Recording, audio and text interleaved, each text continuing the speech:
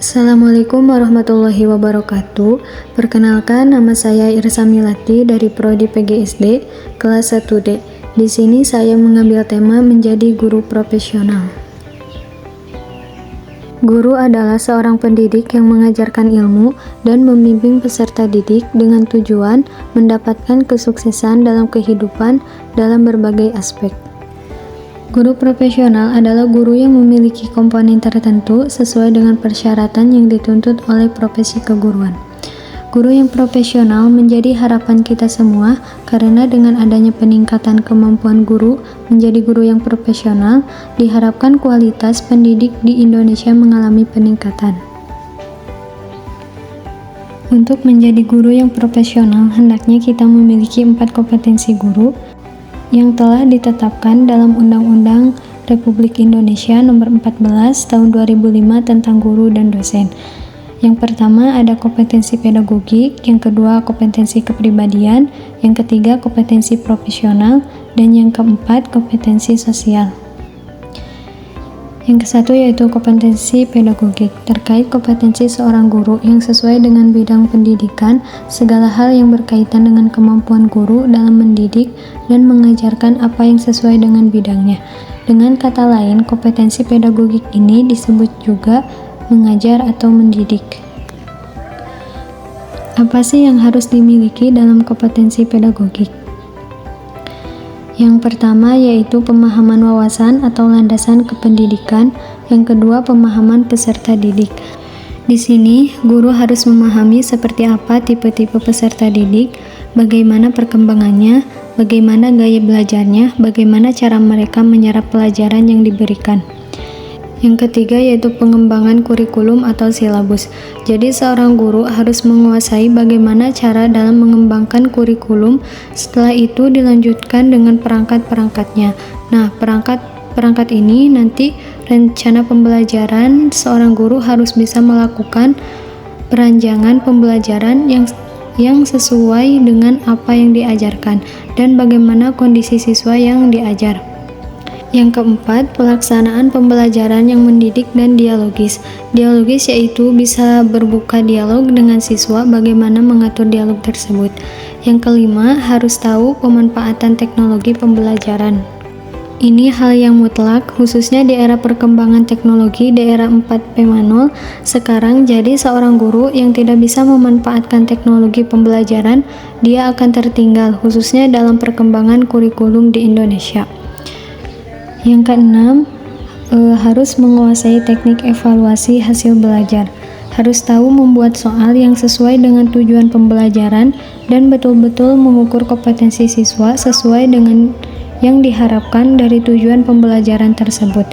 Dan yang terakhir, pengembangan peserta didik untuk mengaktualisasikan berbagai potensi yang dimilikinya. Seorang guru juga wajib memahami perkembangan peserta didiknya sehingga dia bisa memaksimalkan pengembangan peserta didik tersebut, khususnya dalam mata pelajaran yang diajarkan. Yang kedua yaitu kompetensi kepribadian. Kompetensi kepribadian adalah kompetensi yang berhubungan dengan karakter personal guru. Yang pertama, seorang guru harus berkepribadian yang mantap. Yang kedua, berakhlak mulia, harus arif dan bijaksana. Jadi seorang guru tidak boleh bersikap egois, harus berwibawa. Jadi tidak boleh menjadi guru yang asik dan akrab sama siswa itu yang wajib.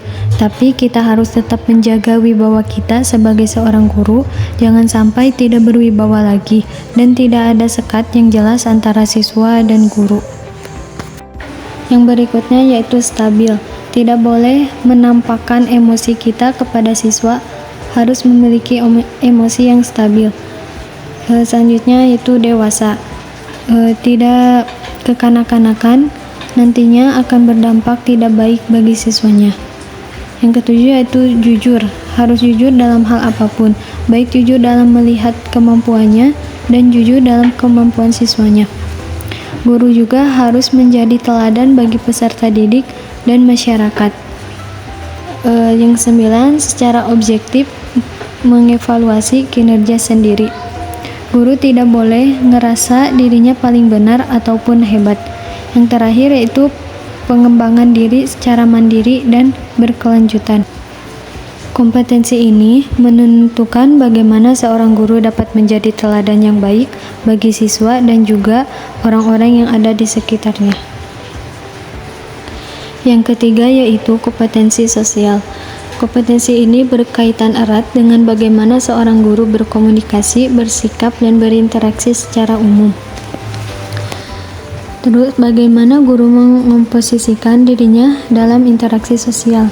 Yang pertama, harus bisa berkomunikasi lisan, tulisan, ataupun isyarat, di mana untuk isyarat khusus ketika menemukan siswa-siswa yang berkebutuhan, seorang guru ini harus memahami bahasa tubuh dari siswanya, kapan siswanya bosan dalam belajar, dan antusias dalam bertanya. Yang selanjutnya yaitu menggunakan teknologi komunikasi dan informasi secara fungsional. Secara fungsional di sini maksudnya sesuai dengan fungsinya. Misalnya dengan era sekarang kita menggunakan smartphone dalam mengajar. Seorang bisa menggunakan smartphone yang dimana di dalamnya ada media sosial sebagai media pembelajaran. Tapi jangan sampai kebablasan dalam menggunakan teknologi tersebut. Yang ketiga, harus bergaul secara efektif dengan peserta didik, sesama pendidik, tenaga kependidikan, pimpinan satuan pendidikan, orang tua atau wali peserta didik.